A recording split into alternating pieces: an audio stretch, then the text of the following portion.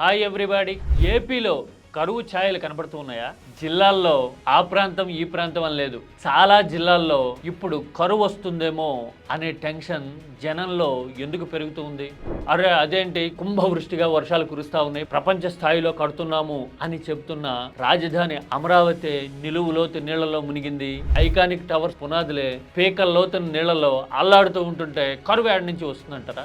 Yes, కరువు ఛాయలు ఇప్పుడు కనపడుతూ ఉండటం ఒక పాయింట్ అయితే, రాబోయే కాలంలో వాతావరణ మార్పులు ఇలా ఉండొచ్చు అని వస్తున్న అంచనాలు తెలిస్తే రాష్ట్రానికి కరువు సెంటిమెంట్ మళ్ళీ రిపీట్ అయ్యే ప్రమాదం ముంచుకొస్తోందా అని ఖచ్చితంగా మనకు అనిపిస్తుంది. అసలు ఇంతకీ ఈ కరువేంటి, ఆ కథ కమామిషం ఏంటి, డీటెయిల్డ్గా చూద్దాం. This is your key talks.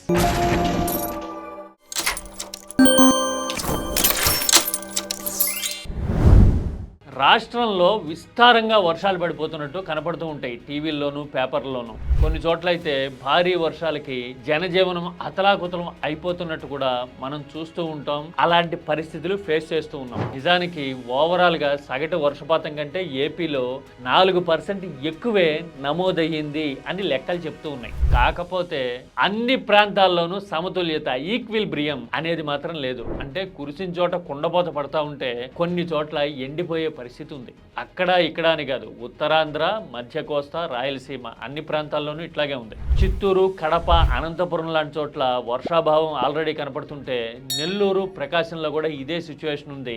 Krishna నుంచి ఉమ్మడి ఉభయ గోదావరి జిల్లాల్లో కూడా ఇదే సిచ్యువేషన్ చాలా వరకు కనపడుతూ ఉంటే, శ్రీకాకుళంలో ఇంకాస్త గడ్డు పరిస్థితి ఎక్కువగా ఉంది. కనీసం పంటలు వేసే పరిస్థితి కూడా లేదు అని రైతులు బోరుమంటున్నారు. ఉత్తరాంధ్రలో రాజ్యం అంతా సుభిక్షంగా ఉంది అని చెప్పటమే ధ్యేయం కాబట్టి ఇలాంటి విషయాలేవి మీడియాలో రావట్లా. ఇంకో పక్కన అధికారిక గణాంకాలే ఇంకో ఇంట్రెస్టింగ్ ఫ్యాక్టర్ కూడా చెప్తూ ఉన్నాయి. ఇప్పటి వరకు అంటే ఆగస్ట్ మిడ్ వరకు ఓవరాల్ గా వర్షపాతం చూస్తే సగటున 35 మిల్లీమీటర్లు తక్కువ నమోదైంది అని అధికారిక లెక్కలే ఒప్పుకుంటూ ఉన్నాయి. కాకపోతే సెప్టెంబర్ నాటికి ఈ లోటు భర్తీ కావచ్చేమో అనే అంచనాలు కొంతవరకు ఉంటే, ఈశాన్య ఋతుపవనాలు వచ్చిన తర్వాత అంటే నవంబర్ నాటికి రాయలసీమలోను, దక్షిణ కోస్తాలోను అల్పపీడనాల ప్రభావంతో కొంతవరకు మేలు జరగచ్చు అని ఆశాభావం మాత్రమే ఉంది. కాకపోతే ఒక్కటి మాత్రం వాస్తవం, ఇప్పటికే ఉన్న వర్షాభావ పరిస్థితులతో పంట పదును తప్పుతోంది అనేది మాత్రం